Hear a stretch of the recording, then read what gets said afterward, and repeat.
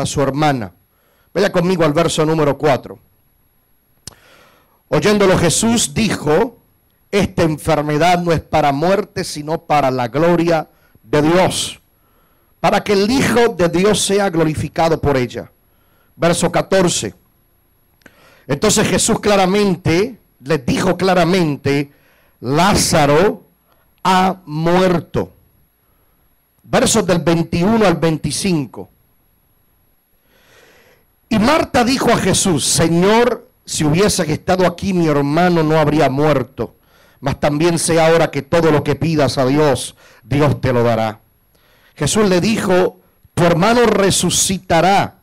Marta le dijo: yo sé que resucitará en la resurrección, en el día postrero. Le dijo Jesús: yo soy la resurrección y la vida. El que cree en mí, aunque esté muerto, vivirá. Versos 39 y 40, aleluya. Dijo Jesús: quitad la piedra. Marta, la hermana del que había muerto, le dijo: Señor, hiede ya, porque es de 4 días. Jesús le dijo: no te he dicho que si crees, verás la gloria de Dios. Versos 43 y 43 y 44. Y habiendo dicho esto, clamó a gran voz: Lázaro, ven fuera. Diga conmigo: Lázaro, ven fuera. Y el que había muerto salió, atadas las manos y los pies con vendas y el rostro envuelto en un sudario.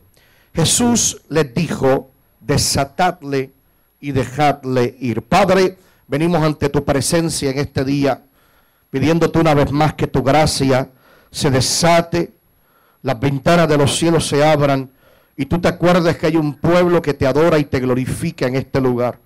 Espíritu Santo, te pedimos que recuerdes el sacrificio tan maravilloso que Cristo hizo en la cruz, y que por ese sacrificio todo enfermo sea sanado, tu pueblo sea edificado en este día, y tú desates una unción que resucite aquello que necesita resucitar. Una vez más, Padre, te decimos que Lázaro necesita resucitar en este día.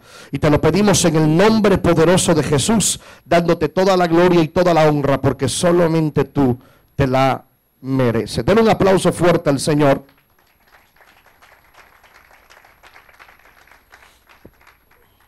Quiero comenzar diciendo que si nosotros analizamos el estilo de vida que estamos viviendo en el día de hoy, nos daremos cuenta que una de las mejores formas como lo podemos describir y cómo podemos describir el estilo de vida en este tiempo es que nuestro estilo de vida se ha convertido diariamente en una lucha entre la vida y la muerte. Diga conmigo: entre la vida y la muerte.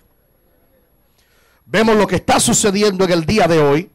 Y no tan solamente lo que está sucediendo en el día de hoy, sino que como pueblo cristiano podemos ver lo que dice la palabra. La palabra nos enseña en Efesios capítulo 6, verso 12, que es uno de los textos más renombrados en nuestras congregaciones, donde dice que nuestra lucha no es contra sangre ni carne, sino que nuestra lucha es contra principados, contra potestades, contra gobernadores, contra huestes de maldad que habitan en las regiones celestes. Y esto nos indica y nos muestra que más allá del mundo natural o del mundo físico que usted y yo podemos ver con nuestros ojos naturales, hay una guerra en los aires, hay una lucha entre la vida y la muerte. Hay un imperio que es el imperio de la muerte, que lucha para tratar de impedir que se cumpla el propósito del reino de la vida en este tiempo. Creo que no tan solamente Efesios capítulo 6, verso 12 nos da alumbramiento acerca de lo que acabo de mencionar, sino que podemos ver también Juan capítulo 10, verso 10, donde nos los explica más claramente. Nos dice que el ladrón no viene sino para hurtar, para matar y destruir, pero que Cristo ha venido para que tengan vida, y para que no simplemente tengan vida nada más, sino para que la tengan en abundancia. Y esto, vuelvo y repito, nos refleja que hay un reino que actúa para dar vida, mientras que otro reino actúa para dar muerte en el mundo espiritual. Tenemos que entender que todo lo que se mueve en el mundo físico, primero es movido en el mundo espiritual. No hay nada que acontezca en el mundo natural que primero no se diseñe en el mundo espiritual. Y aunque usted no lo vea, aunque usted pueda estar muy cómodamente, aunque usted pueda estar sentado muy tranquilamente en este lugar, ahora mismo en los aires hay una lucha entre la vida y la muerte. Hay un reino que actúa para darle vida al propósito de Dios en tu corazón. Hay un reino que lucha para activar tu fe.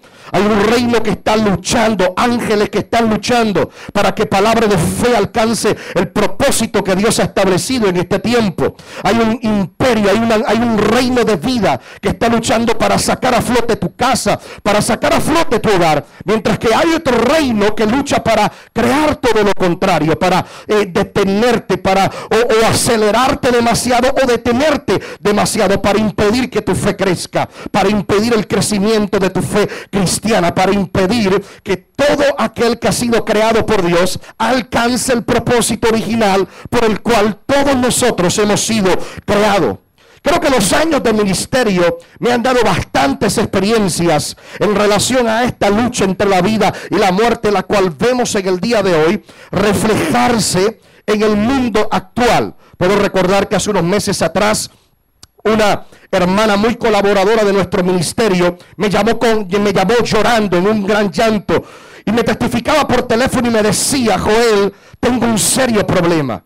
Mi hermana gemela está en el hospital en gravedad, entre la vida y la muerte, porque tiene una septicemia. Los que no saben lo que es una septicemia, es una infección en la sangre.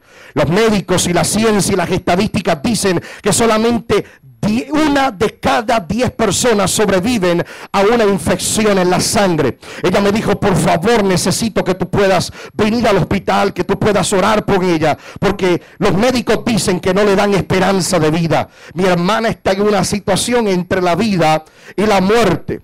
Cuando llegué al hospital podía sentir realmente el peso de lo que estaba sucediendo. Podía sentir aquel espíritu de muerte rondeando por los pasillos de aquel hospital. Me recuerdo que cuando llegué al cuarto y a la habitación del hospital de aquella mujer, entendí que la situación era grave, la gravedad del asunto. Comencé a ver aquellas máquinas, los monitores que monitoreaban los signos vitales de aquella mujer, y entendí que realmente aquella mujer estaba en una lucha entre la vida y la muerte. Y cuando realmente pensaba que aquella mujer, todas sus oportunidades estaban totalmente perdidas, escuché la voz de Dios que me habló en mi corazón y me dijo: mi siervo todavía no ha acabado de tratar con esta mujer. He depositado en tu vida una unción especial para reprender al ángel de la muerte, y quiero que pongas tus manos sobre esta mujer y declares una palabra de vida, porque yo la voy a levantar para que mi nombre sea glorificado en medio de esta situación. Así como me dijo el Señor, hice en aquel momento y puse mis manos sobre aquella mujer, desatando una palabra de vida. Me recuerdo que cuando terminé de orar y clamar en aquel lugar, señalé a su hermana y le dije: ¿sabes qué? Tranquila, porque Dios la va a levantar. No se explican los médicos, 2 horas más tarde su condición comenzó a mejorar al punto tal que la sacaron de cuidado intensivo a cuidado regular. 2 días después ya esta mujer estaba comiendo normalmente como una persona normal, y 5 días después aquella mujer salía caminando de aquel hospital con la vida que el Rey de Reyes sabe dar para aquellos que pueden invocar su nombre. Oh, vamos, el aplauso es para tu Dios. Dáselo con excelencia. Pero no todas las historias y momentos entre la vida y la muerte que he tenido que vivir o que he tenido que experimentar siempre han tenido un final feliz. Creo que podemos ver la masacre que ha ocurrido hace unos meses atrás en Colorado, donde un joven lleno del mismo infierno en un teatro, en medio del estreno de la película del hombre negro de Batman, asesinó a tantas personas, trayendo luto, caos y confusión en los lugares tales como Libia en la actualidad, donde estamos viendo cómo de momento entre la vida y la muerte se desata un conflicto, donde en medio de lo que la gente piensa que es un momento tranquilo, se desata de momento un caos, trayendo la muerte aún a líderes y embajadores, como ha sucedido en medio de la embajada americana en Libia, como todos estamos escuchando en los medios noticiosos. Puedo recordar también distintas cruzadas que puedo seguir sacando a la memoria en el día de hoy, donde me recuerdo que hace unos años atrás estuve en una cruzada en el Caribe, Me recuerdo que en medio de la administración Dios me dio una palabra profética en medio de aquel lugar, sucediendo que comencé a ver una visión, comencé a ver una neblina negra que se paseaba por aquel lugar. Cuando comencé a ver aquella neblina negra, pregunté al Señor qué era lo que significaba aquello para aquella ciudad. Dios me dijo: viene un momento de muerte que va a sacudir y estremecer las extrañas de esta comunidad. Y así como me dijo el Señor, profeticé. Me recuerdo que profeticé y dije: viene un momento de muerte que va a sacudir y estremecer las extrañas de este lugar. 7 días más tarde, cuando salimos de aquel lugar, un hombre conocido como el abogado de mayor prestigio de toda aquella ciudad tomaba un cuchillo en sus manos, asesinaba a su esposa, asesinaba a sus hijos, luego él mismo se cortaba sus genitales, suicidándose y quitándose la vida. Los noticiarios se llenaron de la noticia diciendo que un profeta 7 días antes de aquel acontecimiento había hablado y profetizado lo que había acontecido en aquel lugar. Y lo más importante de todo esto es entender que cuando hablamos que un reino actúa para dar muerte y un reino actúa para dar vida, necesitamos enfocarnos en el hecho de que hay un reino que actúa para dar muerte, y no sencillamente para dar una muerte sencilla, sino más bien una muerte más complicada, que es una muerte sin Cristo. Podemos preguntar: ¿y por qué el enemigo lucha para darle al hombre una muerte sin Cristo? Creo que aún el mismo enemigo conoce la palabra también, que él sabe que una muerte sin Cristo representa la perdición eterna, pero también sabe que una muerte con Cristo representa la vida completamente, entendiendo él mismo lo que dijo Jesús, donde dijo: yo soy la resurrección y la vida, y el que cree en mí, aunque esté muerto, vivirá. Y esto nos muestra la realidad. No quiero ser sensacionalista en el día de hoy, ni emocionalista en el día de hoy, pero esto nos muestra la gran realidad, una lucha entre la vida y la muerte. Déjeme decirle que ahora mismo, mientras usted y yo estamos en este lugar, hay enfermos en una cama de hospital que están entre la vida y la muerte. Mientras usted y yo estamos en este lugar, hay hombres y mujeres que están entre la vida y la muerte. Hay niños que están entre la vida y la muerte. Hay familias que están entre la vida y la muerte. A nivel espiritual es lo mismo. Mientras usted y yo estamos en este lugar, hay una lucha entre la vida y la muerte. Hay ministerios que están entre la vida y la muerte. Hay iglesias que están entre la vida y la muerte. Hay pastores, líderes, predicadores que están entre la vida y la muerte. Hay una lucha donde hay un imperio que quiere levantarte, pero hay otro que te quiere destruir. Y esto nos dice la realidad del asunto. La iglesia necesita despertar y entender que nuestra cabeza está siendo pedida en bandeja de plata. Y creo que ante esta situación la iglesia necesita preguntarse: ¿qué vamos a hacer? Creo que la primera opción, la cual no recomiendo, sería cruzarnos de brazos y dejar que el imperio de la muerte, que las tinieblas hagan lo que sea ante la actitud de una iglesia indiferente en este tiempo. O creo que número 2, podemos entonces tomar la autoridad que se nos ha sido entregada como iglesia de Cristo, como la iglesia que porta la vida de Dios en este planeta Tierra, y creo que nos podemos levantar en el día de hoy y comenzar a decir: escrito está. El poder que levantó a Cristo de entre los muertos opera en mí en este tiempo, y el Dios que yo le sirvo es experto en cambiar los momentos de muerte en un momento de vida. El Dios que yo le sirvo es capaz de traer vida en momentos de muerte, y hoy poder declarar en el nombre de Jesús que hay vida sobre cada enfermo, que hay vida sobre cada persona que puede estar muriendo, que hay vida sobre hombres, mujeres, niños y familias en este tiempo. Y hoy podemos declarar que cada ministerio recibe vida, que cada pastor recibe vida, que cada líder recibe vida, y que aún el propósito de Dios en este lugar recibe más vida que nunca en este tiempo. Yo no sé si usted puede dar un grito de victoria en esta mañana, pero hay vida fluyendo de parte de Dios.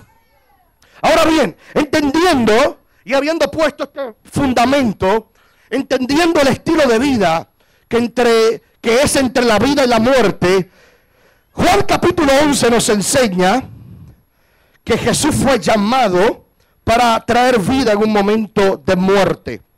Cuenta la historia que Lázaro, que era quien Jesús amaba, diga: al que Jesús amaba. Dígalo fuerte, al que Jesús amaba. Dice la historia que Lázaro, el que Jesús amaba, muere y es enterrado en un sepulcro siendo tapado con una gran piedra. Jesús, al ser conmovido por el dolor de sus hermanas, llamó a Lázaro con gran voz y lo resucitó de entre los muertos. Ahora, aquí viene la gema del mensaje de hoy. Tanto Lázaro como el sepulcro y la piedra tienen un significado espiritual en relación a lo que estamos hablando en el día de hoy. Número uno, vamos a comenzar con Lázaro y yo quiero que usted me preste toda su atención. Lázaro era el amigo de Jesús, diga amigo de Jesús. Lázaro era una vez más el que Jesús amaba, vuelve y dígalo porque es importante, el que Jesús amaba.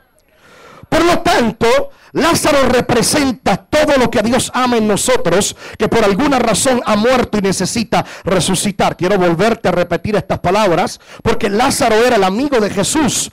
Era la persona a quien Jesús amaba. Entonces Lázaro representa todo lo bueno, todo lo puro, todo lo santo, todo lo agradable en nosotros que por alguna razón ha muerto y necesita resucitar.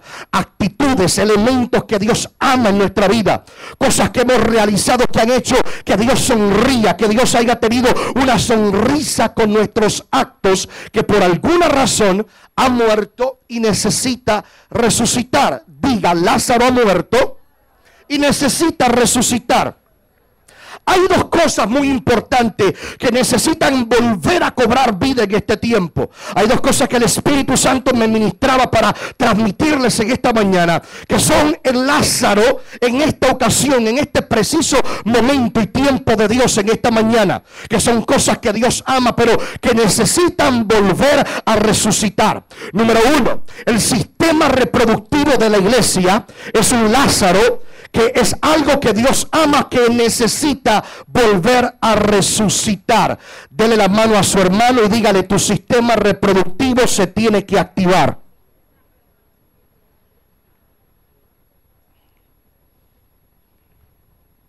Tu sistema reproductivo se tiene que volver a activar. Y déjame explicarle por qué. El sistema reproductivo de la iglesia es lo que multiplica la iglesia. El sistema reproductivo de un ministerio es lo que multiplica un ministerio, es lo que multiplica un líder, es lo que multiplica una congregación, es lo que te expande, es lo que ensancha tu territorio. Y muchas veces la gente no entiende que cada vez que Dios está a punto de que algo grande nazca, aleluya, de parte de Él, lo que hace el enemigo, lo primero que hace el enemigo es cerrar el sistema reproductivo de la iglesia para que lo que está a punto de nacer no nazca. Déjeme volver a decirle eso. Cada vez que algo grande de parte de Dios está por nacer, lo primero que hace nuestro enemigo es cerrar el sistema reproductivo para que lo que está a punto de nacer no nazca. O sea, cuando algo grande, cuando un profeta está a punto de nacer, cuando algo que ha sido engendrado por el mismo Espíritu Santo está a punto de nacer, el enemigo lo primero que hace es traer esterilidad. Lo podemos ver a través de la historia bíblica.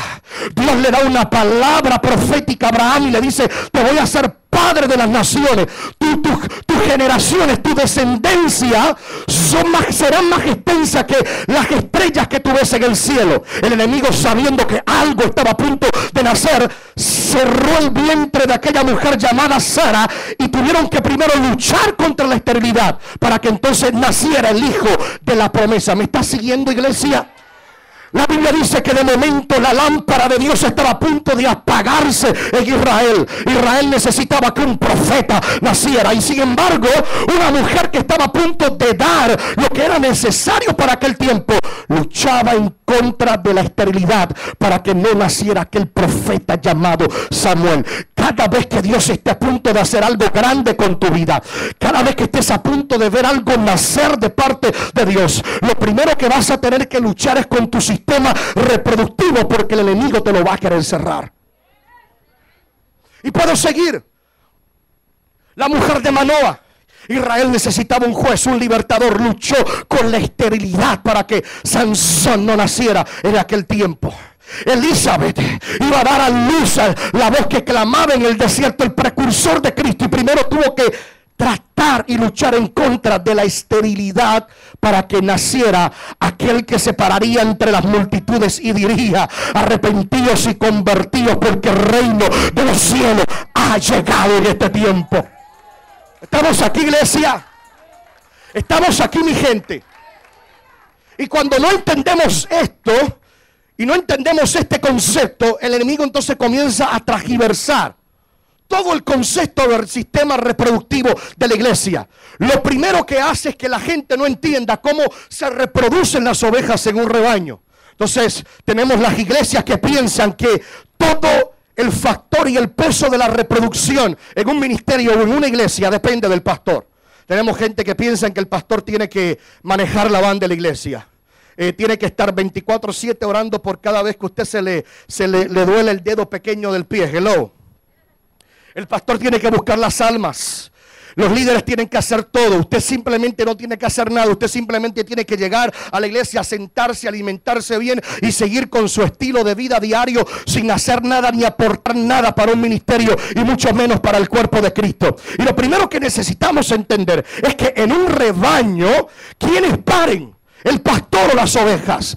Las ovejas reproducen el rebaño. El pastor lo que es el guía, es el que las cuida. El pastor está para guiar, está para cuidar, está para defenderlos a cada uno de ustedes. Pero las ovejas, el pueblo, es quienes traen la multiplicación. Diga conmigo: yo soy el que provoco la multiplicación. Vamos, dígalo fuerte: yo soy quien provoco la multiplicación.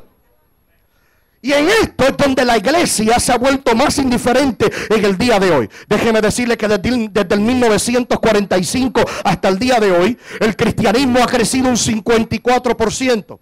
Todavía el cristianismo sigue siendo la religión número 1 en el mundo. Pero permítame decirle que el Islam desde el 1945 hasta el día de hoy ha crecido un 239%, siendo la religión en mayor crecimiento del mundo. Se dicen y dicen las estadísticas que el cristianismo está a punto de desaparecer en Europa. Se dice que si para el 2030 los números siguen como van, el Islam sobrepasará el cristianismo y se convertirá en la religión número 1 del mundo. Yo no sé usted, pero yo siento pasión por la causa de Cristo y para mí esto es algo inaceptable. Me rehúso a creer que en el 2030 mi fe será doblegada por una religión sin poder, sin autoridad, cuando usted y yo tenemos el mensaje del reino, las señales del reino para provocar grandes cambios en este tiempo. Y cuando no entendemos esto, nos volvemos indiferentes pensando que todo lo reproductivo, toda la multiplicación de la iglesia no recae sobre nuestra responsabilidad. Y ha llegado el tiempo donde la iglesia tiene que entender que el crecimiento que estamos teniendo no puede seguir siendo un reciclaje. Diga conmigo: reciclaje. Usted preguntará, ¿qué es reciclaje? Reciclaje simplemente es ver cómo muchas veces el 60%, dicen las estadísticas, el 60% de los cristianos en Estados Unidos dicen no tener la responsabilidad de compartir su fe con otros. Es ver cómo las estadísticas dicen que en los Estados Unidos solamente el 2% de los cristianos han llevado a una persona a Jesucristo. Lo que quiere decir que de cada 100 personas que estamos en este lugar, solamente 2 han ganado una persona para Jesucristo. Entonces, cuando vemos que simplemente el 2% de los cristianos ganan a una persona para Cristo, la iglesia tiene que preguntarse: y entonces, ¿cómo es que estamos creciendo, apóstol? ¿Cómo es que nos estamos expandiendo? ¿Cómo es que nos estamos multiplicando? Y nos estamos multiplicando y creciendo a base de reciclaje, que no es nada más y nada menos que cristianos pasándose de congregación en congregación. Usted sabe que hay gente que no vive por fe, hay gente que vive por el sentir, hay gente que de momento están aquí, de momento le dicen no, allá se siente mejor. Hello. Pero yo creo que eso es en Washington, eso no es aquí en Los Ángeles. Eso no pasa aquí, ¿verdad? Cuando la realidad del caso, Dios no ha llamado a nadie a sentir, Dios nos ha llamado a creer. ¿Usted está de acuerdo conmigo en el día de hoy? Si yo viviera por lo que yo siento, muchas veces nosotros ni estuviésemos en este lugar. Hay días que yo me levanto que siento que puedo derrotar a un gigante, pero hay días que siento que un ratón me mete las manos en la cara. Entonces me queda caminar por fe. Hay días que sentimos la presencia de Dios tan cerca, pero hay días que nos levantamos y no sentimos nada. Pero esto no es por sentir, esto es por creencia, no por lo que vemos, sino por lo que escuchamos de parte de Dios. Y si Él ha dicho que Él está con nosotros hasta el fin de los tiempos y hasta el fin de los días, así será. Porque el cielo y la tierra pasará, pero su palabra no pasará. Entonces, no podemos seguir creciendo a base de reciclaje. Gente que dice allá adoran mejor o allá se siente mejor.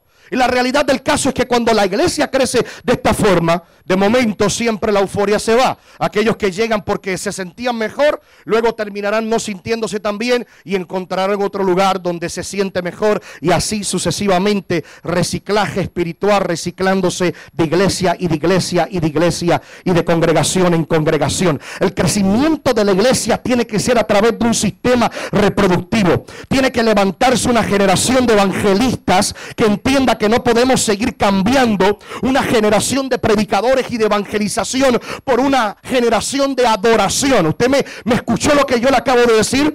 A mí me gusta la adoración, me gusta el cántico, pero nunca podemos suplantar una generación evangelizadora por una generación de adoración simplemente, que lo único es que hace adorar a Dios en medio de conciertos y estar en conciertos donde hay mucha música. La predicación no se puede suplantar por nada, y cada uno de nosotros tenemos que cooperar con el mandato de la gran comisión de ir y predicar este evangelio a toda criatura. Tiene que haber música, vamos a adorar a Dios, claro que sí, pero al final tiene que haber proclamación del mensaje, tiene que haber una palabra que llegue al corazón de los hombres, tiene que haber una palabra sanadora, restauradora, una palabra de arrepentimiento, una palabra que inste al pecador a arrepentirse, porque si no hablamos del pecado y de que cada pecador necesita el perdón de Dios, la unción que convence de pecado y de justicia no podrá manifestarse a nuestro favor. Diga conmigo, el sistema reproductivo va a resucitar. Número 2. Segundo punto, y segundo Lázaro que necesita resucitar en este tiempo, es el sistema ofensivo de la iglesia. Una vez más, es el sistema ofensivo de la iglesia. Una de las cosas que más me preocupa de la iglesia en este tiempo es que la iglesia tiene un buen sistema defensivo, pero carecemos de un buen sistema ofensivo. O sea, por alguna razón se nos ha metido en la cabeza que como iglesia, para lo único que estamos destinados para aguantar todo ataque hasta que Cristo venga, y que somos buenísimos para resistir y para aguantar. O sea, en otras palabras, se nos ha metido en la cabeza el pensamiento de que somos tremendo saco de arena para aguantar golpes y golpes y golpes, y por alguna razón simplemente nuestra posición debe ser aguantar todo ataque hasta que Cristo venga. Y déjeme decirle que usted como ser humano tiene dos buenas manos, y no tan solamente como ser humano, sino como ser y ente espiritual. Usted tiene manos en el espíritu, usted tiene pies en el espíritu. ¿Puede decir amén el día de hoy? Para que usted pueda contrarrestar los ataques de su enemigo. Hemos confundido la palabra resistencia. Déjeme decirle que la palabra resistencia viene del griego antistemi, que lo que significa es acción de resistencia